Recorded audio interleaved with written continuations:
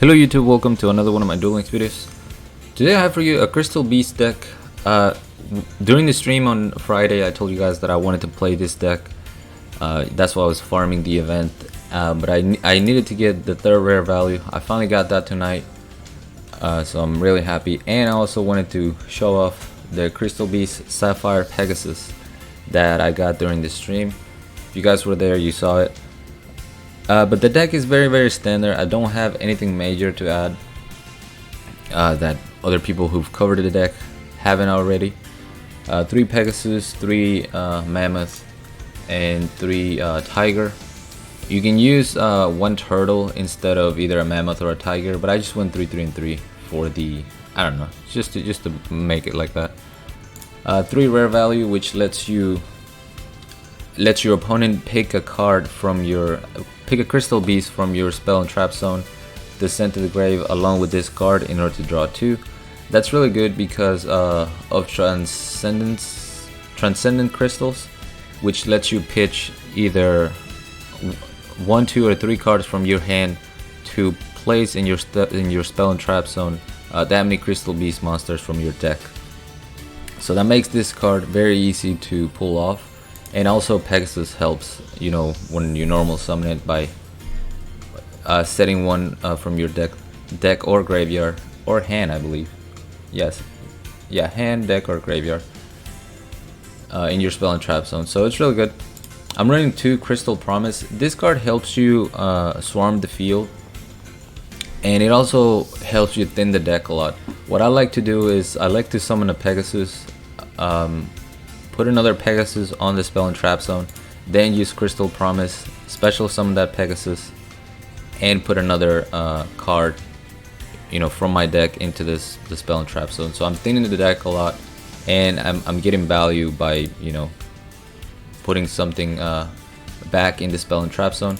2 Parallel Twister, basic synergy with your Crystal Beast once they're in your spell and trap zone, and then Crystal Regeki, which is the main card you want to use in this deck. I got 3. This is from the card trader, and this card is what's gonna let you win the games early on. Basically every game what you're doing, it's you're thinning your deck using rare value and Crystal Beast Pegasus or your skill, so that you can see this 3 Crystal Regeki, because they're gonna let you stop your opponent's play mid turns because it's a trap card. They're gonna let you go for OTKs and stuff like that. And then I threw in 1 Wall Disruption, just in case I don't get my Crystal Regeki. The monsters are pretty weak, 1800 being the most attack you can get, so you really need some sort of protection. There's no room for econs and stuff like that. Wall Disruption seemed like a good option. I wanted to make something using Gravity Crush Dragon, but unfortunately I still only have 1. So the card trader has not given me any more, so I just had to go with the traditional build. But let me go ahead and show you some replays. I really wanted to record some sort of video today to let you guys know that I will be streaming a pack opening tomorrow for the new main box. I'm super excited about this box. Yeah, there's just so many things that I'm looking forward to play around with. Not necessarily that are gonna break the game or be meta, just to have fun with. I'm really happy they're, you know, showing support to older archetypes like Six Samurai and Bujins.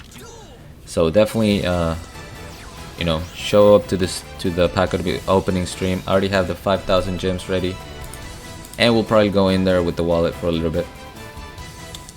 We're going up against the deck that I used during the stream on Sunday, which is the BLS Thunder Dragon Zombie deck. I guess that's the best way to put it. So it goes Guzuki, sends a Bacon Saber to the graveyard, and sends a Thunder Dragon. I'm gonna go ahead and summon my Crystal Beast Sapphire, and at this point I was running the Tortoise, but it didn't really do anything. I mean, there wasn't a point where I just wanted to set a monster in defense mode, really, so I just put in another Mammoth instead. I go for the attack to force the back row or the Bacon Saber. He uses the enemy controller. Luckily for me, he doesn't have the BLS, even though he already has 1 dark and 1 light in the grave. And now I have 2 cards in my spell and trap zone. I go ahead and use my rare value right away. I mean my Crystal Regeki right away. and he summons a Despair from the Dark, which I was not expecting, honestly. But at least I got him to use his Bacon Saber, and I have another Crystal Rageki to take care of this Despair from the Dark. So I'm going to go ahead and summon another Pegasus, thinning the deck even more. Going to see another Thunder Dragon, but he doesn't have the BLS. And now I can use my Crystal Rageki, destroy his Despair. And this was the main problem that I saw with Crystal Beast. I almost wanted to try this deck out without the Transcendent Crystal skill. Is you have a really hard time dealing the 4000 damage. No two monsters in your deck can deal 4000, so your opponent gets to live for an extra turn. He had a Karibo anyways, but they get to live for an extra turn with little life points. And at this point I can't use my Rageki on the Samurai Skull, so I use it on the Envoy of the Evening Twilight. I pick up rare value, so I'm going to be able to draw 2. I get a Parallel Twister. Once again, I can't use this on Samurai Skull, otherwise his effect would activate and he gets to summon another monster. Instead I just keep my rare value and my Parallel Twister. If he destroys my Tiger, I can use my rare value. I use my skill once again, draw 2, use my Twister to get rid of the back row, which was just Divine Wrath, so nothing that could stop me. And I went ahead and did this, not so much for BM, but just to make sure I could win the duel over a Sphere Karibo. I summoned a Pegasus, got a Pegasus from the deck, special summon that, and I get to replace that by adding another one from the grave because my deck is way too thin for me to be using cards from the deck at this point. But yeah, nice and easy. This deck is pretty fun, man. I did lose to Sylvans most of the time. I think I only won against 1 or 2 Sylvans. Unfortunately, if you, like I said, if they live with a little bit of life points, that deck is able to make a comeback. Your Crystal Rageki is not going to affect whatever they summon with Rose Lover. So unfortunately, this deck does not match well against Sylvans in my opinion. Here we're going up against Phoenix, Aster Phoenix using Balance. You're going to see the Geargia, Ties of the Brethren combo, and you know he's setting up Pulse Mines because that's just how it goes for Geargias. So I'm going to go for Pegasus right away. Use my Crystal Promise, and this is what I'm talking about. I'm getting quote unquote a +1 because I'm summoning a second monster on the field and I'm still going to get a card in my Spell and Trap Zone. So I really like how Promise synergizes with Pegasus. Unfortunately, we saw the Pulse Mines, which, you know, sucks. So I'm gonna use my Crystal Rageki on the Geargia attacker because I value my back row. I value the Wall of Disruption over the monsters. I don't really care if he destroys my monsters, because I'll be able to take some sort of advantage by them being in my Spell and Trap Zone, you know. So it's gonna destroy both of them. They both go to my Spell and Trap Zone, but he walks right into my Wall of D. I pick up a rare value, which was awesome, and I get 2 Crystal Rageki. Semi busted, I'm not gonna lie. He's got the enemy controller, which is unfortunate. So this guy, let's just think about it for a second. He opened up with a Geargia monster, Ties of the Brethren, Pulse Mines, and enemy controller, because that's fair. Anyway, I have 2 Crystal Rageki, so I'm gonna destroy the anchor to try to keep my Mammoth alive. If he were to destroy my Mammoth, I'm still okay because it's just gonna go to my Spell and Trap Zone, and now my Crystal Rageki would be live. He bluffs the Pulse Mines right here by leaving one of them in face up, but I pick up another Mammoth and just attack. Not able to activate anything. That's probably a second Ties of the Brethren if I were to guess. Sets another card. I go for Transcendent Crystals just to have my Crystal Rageki live, but he didn't have anything to respond, so I just win the game. Yeah, Crystal Rageki is really good. The potential for this deck is definitely hindered by... Did I do Pegasus already? I feel like I skipped Pegasus. It's hindered by, you know, the limited Spell and Trap Zone. But I still think it's a fun deck to use. I'm not using Rainbow Dragon. I think that would be for a different build, but there's a trap card that we got that definitely makes it a lot easier to summon now. Yeah, I'm pretty sure we didn't go against Pegasus. So I'm going first, so once again, I'm going to do the same combo I did. Pegasus into Pegasus to summon another Pegasus against Pegasus. Is that enough Pegasus? Set my Crystal Regeki and I have Wall of Disruption. We're going to see a Legendary Ocean into Crystal Core right away. So I'm going to go ahead and destroy that. And the reason why I did it during his turn is because if one of those is C stealth attack, he would have been able to dodge it by activating it.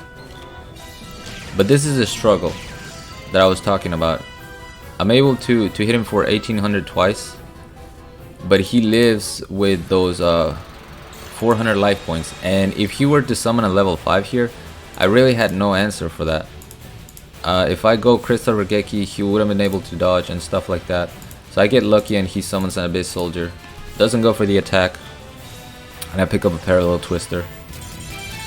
Then we reach the scoop phase.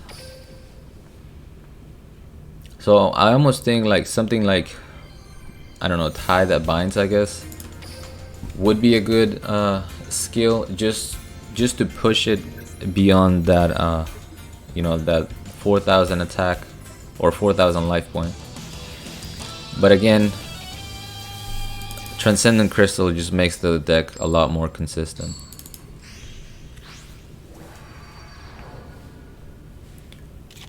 Going up against 25 card deck. Open up with Pegasus, very clutch. And I set my Crystal Regeki. We see Magician of Prophecy. I use my Crystal Regeki right away, just because I didn't want to sit through all that, and decided to just activate it. Let him know that, you know, his turn is pretty much over. Still goes for Spellbook of Secrets, adds another Magician of Prophecy. And unfortunately for me, I don't pick up any Crystal Regeki or rare value, so I'm forced to just go in with the attack. Once again, letting him live with 500. He's gonna draw into Spellbook of the Master. Searches once again for Spellbook of Power. However, once he did this, I knew I had won the game, because he can only use one Spellbook of Power to boost his Magician of Prophecy, and I have 2 monsters on the field, so there's no way he'll clear my field. He'll only be able to use his Quick Play spell on one of my monsters, and I have another monster in hand, so either way, I knew I had won this game. We see him go for Spellbook of Faith on my Pegasus, but that's it, that's all he can do. I go ahead and summon another Pegasus, the Prismatic one. Go for the Parallel Twister on the Magician, and that's the game.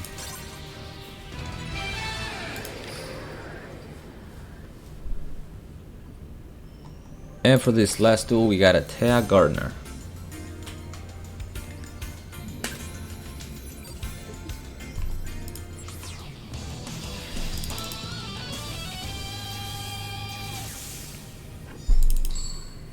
Going first. I don't mind going first with this deck, but having an extra card by going second is always nice. Duel Standby does the same thing for me though. So we're gonna go Pegasus into Pegasus yet again. Pretty standard combo. I get another Mammoth. So just look at all that deck thinning I just did. And then with my skill even farther. Rare value is gonna give me that Crystal Regeki that we wanted. And then we have a follow-up, either Transcendent Crystal, or, you know, if he were to destroy one of my monsters. But we're going up against Counter Fairies, so as soon as I destroy the Sanctuary, his Zeradius goes to the graveyard, and I'm able to get the OTK. Wall of D would have been devastating, but luckily she didn't have it. And that's gonna be it for this video. Like I said, there's nothing crazy. I just wanted to use my Crystal Beasts that were just sitting there getting dusty, and anytime I get a prismatic, I like to show it off because, you know, it's nice. It's a prismatic. I hope you guys enjoy this. As always, like, comment, and subscribe if you want. Join my Discord if you haven't. The link will be down in the description. along with my PayPal link if you guys want to support my content, support my channel, support that pack opening that we're gonna have tomorrow. I really appreciate it, and till next time.